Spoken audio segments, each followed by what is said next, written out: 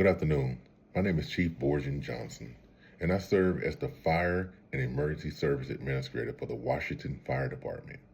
I want to take a few minutes today to speak directly to our community, our elected officials, and the members of the media regarding several concerns that were recently raised. Transparency is one of the foundations of public safety, and it is important that these questions are addressed clearly and openly. First, I want to address the allegations that our department is not meeting the NFPA 1710 standards of having a minimum of 4 firefighters on the first arriving engine. We recognize the importance of this standard and work every day to meet it. On the day in question, our resources were stretched due to multiple simultaneous calls. Even with reduced staffing, the first due crew acted quickly to protect the residents of a nursing home who were at immediate risk. Some concerns have been raised about the environmental impact that follows, specifically the fish kill. I want to be clear. Our firefighters prioritize human life in an emergency where lives were threatened. They made decisions that prevented injuries and safeguarded vulnerable adults who could not self-evacuate. Second, concerns were raised about our department compliance with required hazardous material training.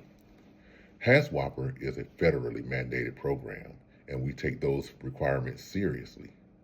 Prior to this incident, we had already launched a department-wide training initiative that included both 24 hours and 40-hour certification tracks. At the time of the event, some members were in the middle of completing that training cycle. While not everyone had reached a full certification, the actions taken at the scene were consistent with the guidance outlined in our Incident Action Plan, the ICS Form 202. To strengthen our readiness, we have since accelerated our hazmat training schedule and expect 100% certification within the next operation quarter. Another concern was that our firefighters entered the hot zone without full hazardous material credentials. When lives are at stake, decisions often need to be made within seconds. In this case, our personnel were faced with elderly residents whose health and safety were in jeopardy. Waiting for additional resources could have resulted in serious harm.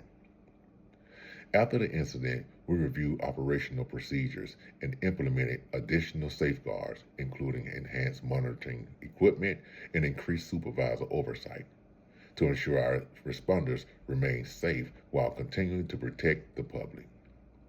Lastly, I want to address the concern that elected officials and the public are not being kept informed about departmental activities. Improving communication is one of my top priorities. We have already begun providing quarterly briefings to city leadership, and we are developing a public transparency dashboard that will share training progress, major initiatives, and key performance indicators. Our community deserves clear information about how we operate, and we are committed to providing it. In closing, the Washington Fire Department takes every question serious. We continually improve our training, our communication, and our operations so we can serve this community with integrity and professionalism. I'm incredibly proud of our firefighters and the life-saving work they perform daily. Thank you for taking the time to listen, and thank you for supporting the men and women who protect this community.